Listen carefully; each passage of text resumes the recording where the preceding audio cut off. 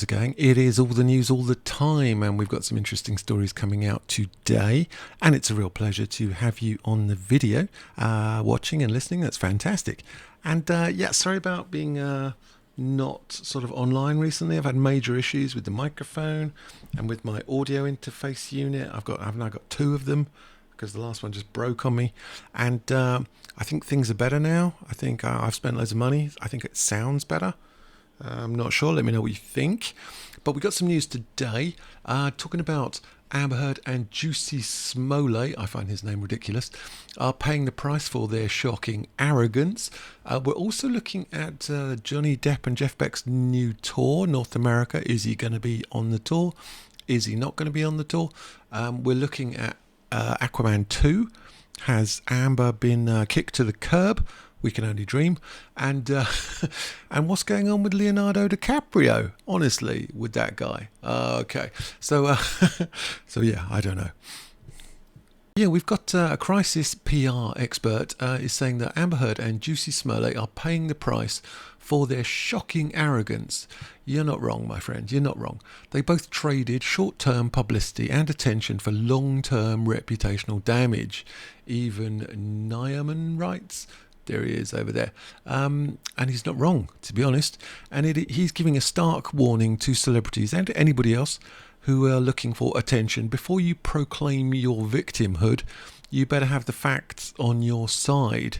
There's some examples here. Two high-profile legal matters from the past year have driven home the point that Amber Heard and Johnny Depp defamation trial and the lurid case of Jussie Smollett's staged hate crime. At first glance, these two cases may seem as different as they can be, one involving a black man in Chicago and the other a white woman in Los Angeles. But deeper examination reveals a common thread and a potent lesson, he's saying. In both instances, young, ambitious actors tried to co-opt current social movements in order to garner sympathy and push their careers forward. But in the end, both failed miserably when the truth prevailed and have been forced to pay a high price. So he's saying for Amber Heard, that price is going to be monetary as well as reputational. Although Depp's ex-wife cloaked herself in the flag of D&SA, videotapes and audio recording presented in a court painted a very different picture. The jury sided with Johnny Depp, awarding him, as you know, $10.35 million in damages, but Depp was ordered to pay Heard $2 million in compensatory damages. So a quick bit of maths there. She ends up owing him $8.35 million, of which she has not got. But why? She made the conscious decision to step into a public stage as a victim. She claimed she was speaking the truth by revealing what happened to her, but in the end, the jury decided she was mostly lying. Incredibly, not only that, the evidence that was presented in court showcased her not as the abused, but as the abuser. Outrageous. Her actions will negatively impact her acting career, but more importantly, and this is actually quite serious, they have caused lasting damage to a serious and significantly important movement, which has now been damaged by her ridiculous actions. So, yeah. So damage to them, which is aimed, this movement is aimed at empowering and showing survivors of SA that they're not alone. And that has been damaged because of her greed, her lies, her manipulation. They have been damaged by her. Moving forward, how many women and men will hesitate to come forward and confront their abusers out of fear or being labelled a disingenuous or dishonest AH? It's almost becoming a noun, isn't it? It's like Typhoid Mary or something. We've got this other guy, Jussie Smollett. I still can't handle his name. I can't keep saying it. The former Empire actor attempted to elevate his own fame by wrapping himself in the flag of the BLM movement. He initially received a short-term bump in the media as an outraged public clamoured to show support for the previously little-known actor, but in the end, his claims that two men attacked him, used racist slurs, put a noose around his neck, doused him with bleach, and told him this is MAGA country, fell apart like a pack of cards in court under close examination. He ended up with a 5-month jail sentence, $145,000 fine, convicted on 5 felony counts of lying to police. He's appealing the verdict, and he didn't serve the jail sentence, as far as I understand. But yeah, both Heard and Smollett willingly injected themselves into highly sensitive debates on social movements taking place in America. Both displayed a shocking sense of arrogance by believing they could tell false stories and get away with them. They both traded short-term publicity and attention for long-term reputational damage that has permanently branded them both as manipulative and dishonest. You're not wrong. You are not wrong, my friend.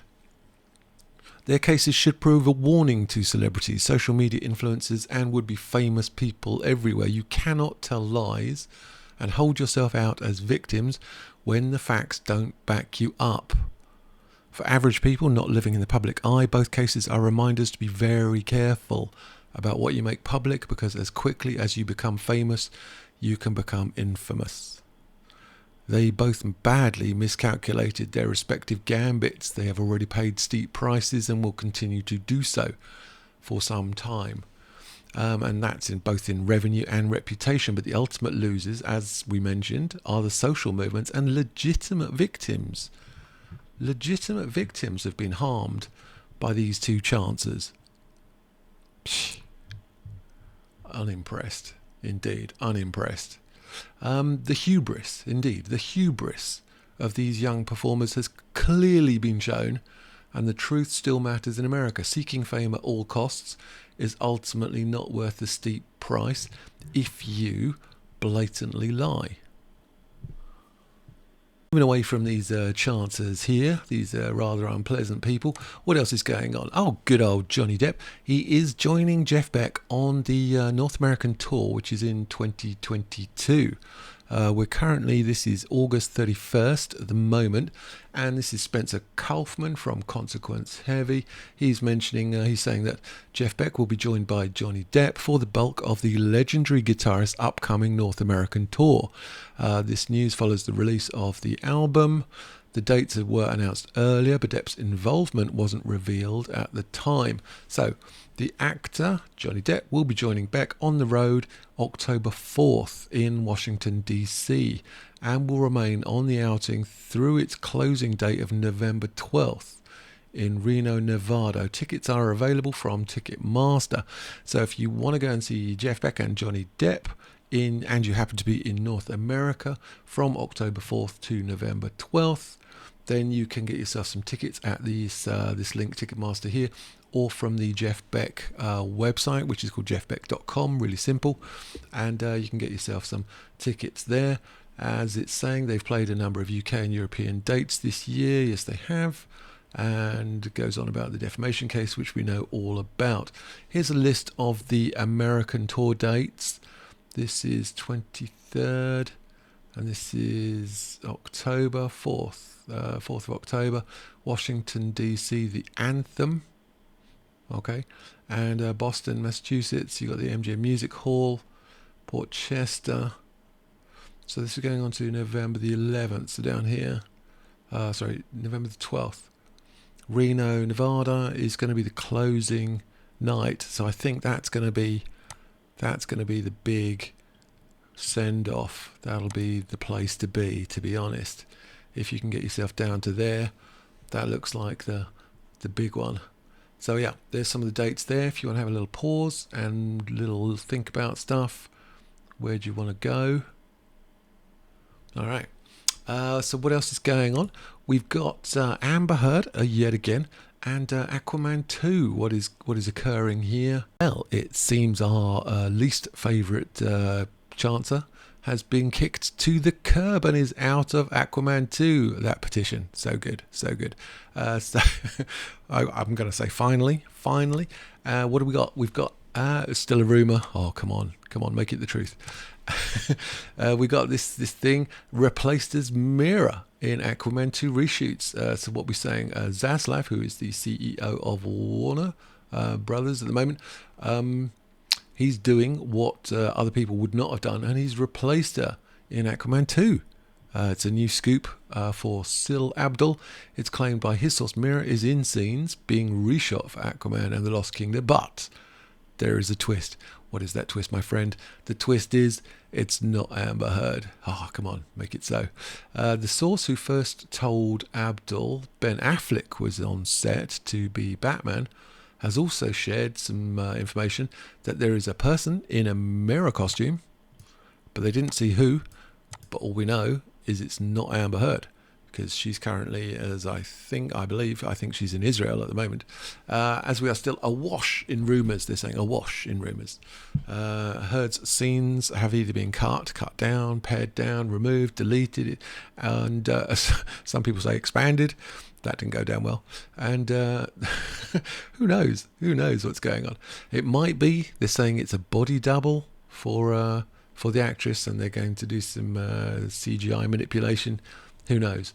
We're still living the dream and hoping that this can't even look at her. This chancer here is not in the picture. But who else could it be? Well, it could be Emilia Clarke. You know her from Game of Thrones. Yes, you do, where she had blonde hair and was a mother of dragons. It could be Emilia Clarke, and that would be fantastic, in my personal opinion, and in most other people's opinions.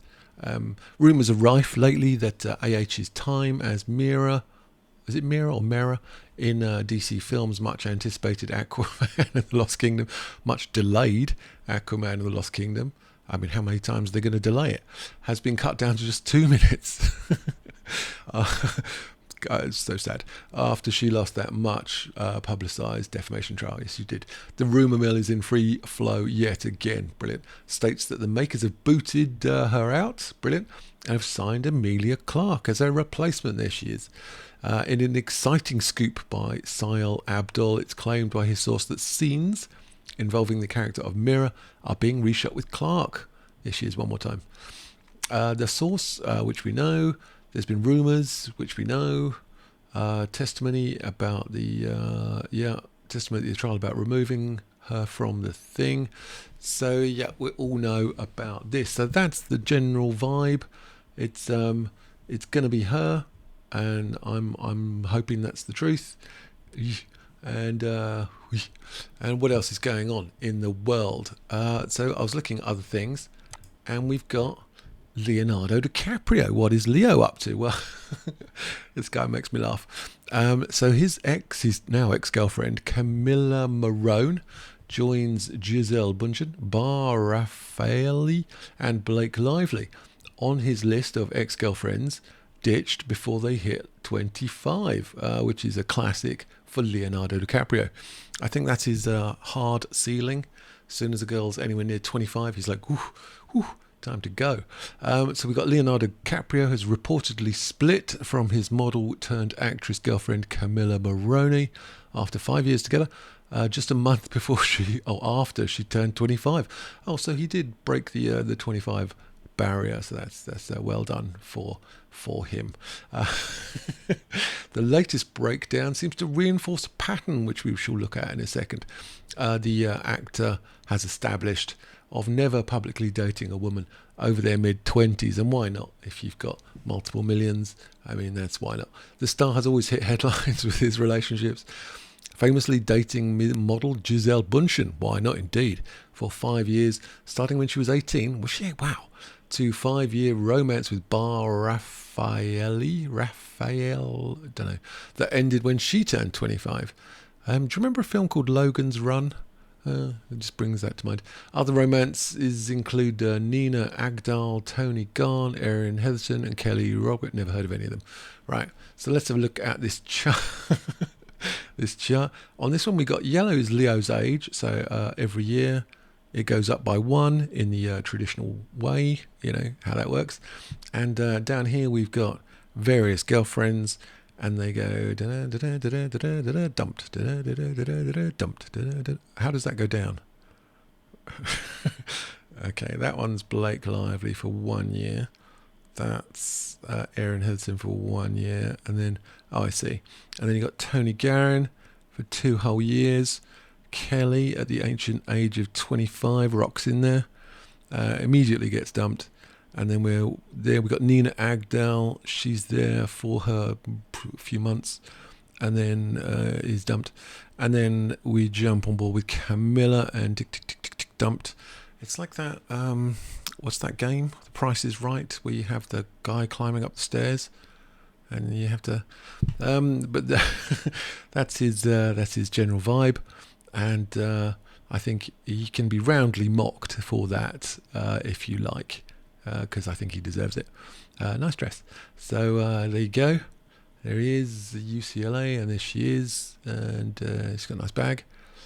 What else is going on? And nice, out on some bikes. I'm actually into bikes, so I like sort of seeing what people are riding. Actually, I'm not impressed by these. These are not. These have got these caliper brakes and very wide tyres. And it's starting to look more and more ridiculous as he gets, older and older, and they stay the same age. But there you go. And that's Camilla Maroney. And there's middle-aged guy. So there you go. So let me know what you think, your thoughts, hopes, dreams and ambitions in the old comment box. Let me know about the crisis PR expert. What do you think about AH and Juicy, can't say his name, Johnny Depp's new tour, and the chance of Emilia Clarke in Aquaman 2. We can only hope. We better be, to be honest. Nice jacket. Don't like that one. Okay. Blimey. So there you go. Let me know your thoughts, and I will see you guys later.